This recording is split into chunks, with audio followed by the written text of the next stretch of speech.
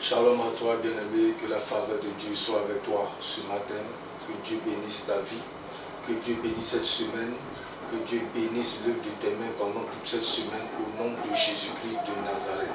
Que la grâce et la faveur de Dieu t'accompagnent tout au long de cette semaine, que Dieu te donne la victoire dans tous tes combats au nom de Jésus-Christ. Bienvenue encore à Connexion Céleste ce matin, cette connexion qui bénit ta journée. Ce matin, notre méditation se trouve dans Josué, chapitre 1, à partir du verset 2. Il est écrit: Moïse, mon serviteur, est mort. Maintenant, lève-toi, passe ce Jourdain, toi et tout ce peuple, pour entrer dans le pays que je donne aux enfants d'Israël. Tout lieu que foulera la plante de votre pied, je vous le donne comme je l'ai dit à Moïse. Bien-aimé, ce matin, je suis là pour te dire de te lever dans la prière après la prophétie. Voyez-vous, avant même d'avoir traversé le Jourdain, le Seigneur avait donné la garantie à Israël que tout lieu que foulera la plante de leurs pieds, il leur donnera ce lieu-là. Le lieu-là leur avait été donné déjà d'avance, mais ils ne l'avaient pas encore possédé. Cela veut dire qu'il y avait des choses à faire. Quand nous lisons bien le verset, la Bible dit tout lieu que foulera la plante de ton pied. Cela veut dire que Israël devait se débrouiller pour que ses pieds puissent arriver dans l'endroit et pour que ensuite le Seigneur puisse opérer. Beaucoup de personnes, bien aimées, après avoir reçu une prophétie d'homme, ils ne prient plus. Pour eux, la prophétie a été libérée, elle va s'accomplir. Oui, la prophétie a été libérée, elle va s'accomplir. Mais elle ne s'accomplira pas si tu ne te mets pas en mouvement.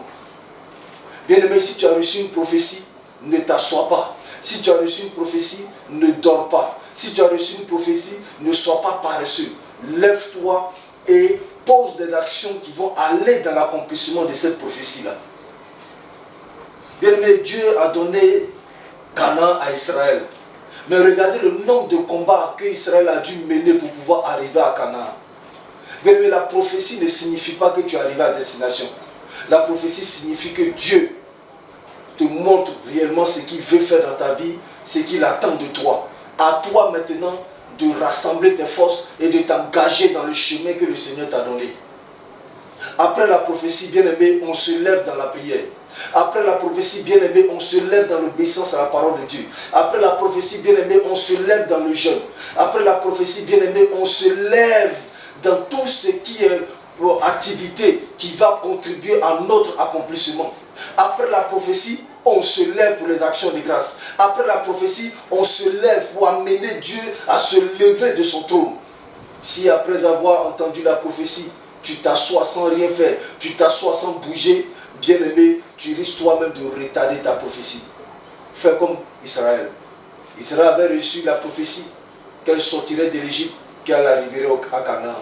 Mais bien-aimé, elle a dû combattre les Amalécites, descendre les Jébusiens, dégager les Amoréens avant d'arriver à Canaan. Bien-aimé, la route qui mène à l'accomplissement de la prophétie est jonchée de beaucoup de combats. C'est pourquoi lève-toi dans la prière et accroche-toi. Parce qu'il est temps que ce que l'Éternel a dit dans ta vie puisse s'accomplir.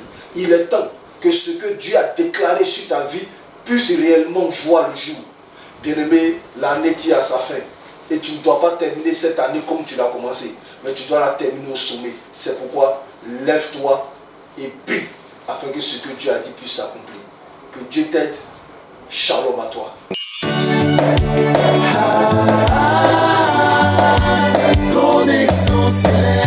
Le rendez-vous matinal qui vous rapproche de l'Éternel.